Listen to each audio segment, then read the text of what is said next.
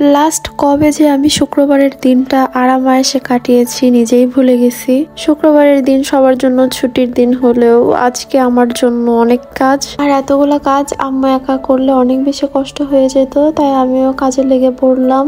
বাপের বাড়িতে আমার সারাদিন কেমন কাটে সেটাই আজকে আপনাদের সাথে আমি শেয়ার করব। হ্যালো, আসসালামু আলাইকুম, কেমন আছেন সবাই? সকাল সকাল ঘুম থেকে উঠে দেখি বাসার সবকিছু এলোমেলো হয়ে আছে।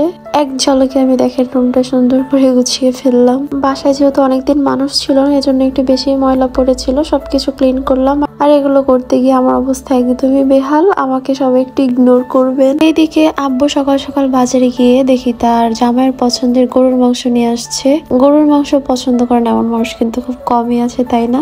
এই মিষ্টি টোস্ট গুলো আমার এত বেশি ভালো লাগে, এজন্য আব্বু আমার পছন্দের এই বিস্কুটও নিয়ে আসছে। আমাকে বললাম সুন্দর ঝাল ঝাল কষা করে গরুর মাংসটা রান্না করে দাও। এদিকে আম্মু রান্না বসিয়ে দিয়েছে। যেহেতু শুক্রবার মানেই একটা ব্যস্ত দিন।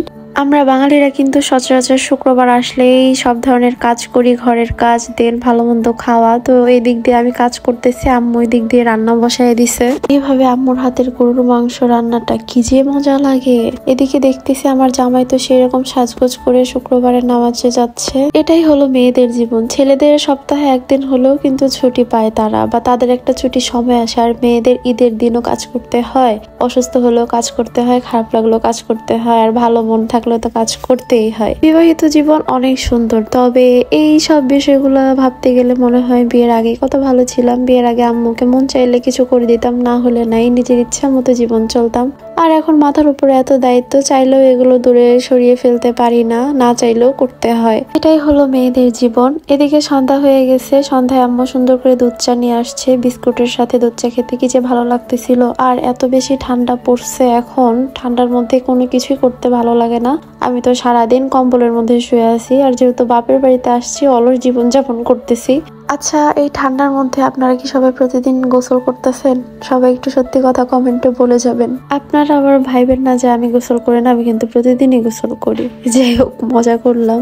এদিকে আমরা চা খাওয়া শেষ করে একটু লুডো খেলতে বসছিলাম। লুডো খেলতে গিয়ে আমি তো পুরো হেরে গেছি। আমি হেরে যাওয়াতে আমার জামাই আমাকে অনেক পচাইতেছিল। আমরা এভাবেই প্রতিদিন মজা করি, আর বাপের বাড়িতে আসলে এভাবেই আমার দিন কাটে শুয়ে বসে আনন্দে।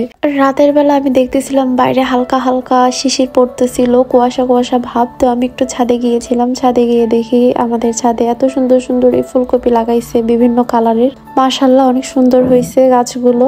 আর আমি ছাদে এসে তো একদম ঠান্ডায় জমে যাচ্ছিলাম, প্রচুর পরিমাণে ঠান্ডা। আমার তো মনে হচ্ছে আর একটু বেশি ঠান্ডা পড়লে আমাদের বাংলাদেশে বরফ পড়া শুরু হয়ে যাবে, নাকি আমারই এত বেশি ঠান্ডা লাগতেছে কে জানে। আমার পিছনে একটা পার্ক হয়েছে, তো সেটাই আমি আপনাদেরকে একটু দেখাচ্ছিলাম। অনেক বেশি ঠান্ডা হওয়াতে আমি আর এখানে বেশিক্ষণ স্টে করি নাই, তাড়াতাড়ি বাসায় চলে গেলাম। দেন বাসায় এসে রাতে মনে হচ্ছিল যেহেতু গরুর মাংস আম্মু রান্না করছে, এর সাথে একটু রুটি খাই। তো আমরা দুই ভাই বোন যেই ভাবা সেই কাজ। আমি রুটি বলে দিচ্ছিলাম আর আমার ভাই দাঁড়িয়ে দাঁড়িয়ে শিখতেছিল। আজকে ভাইয়ের বানানো রুটি খাবো।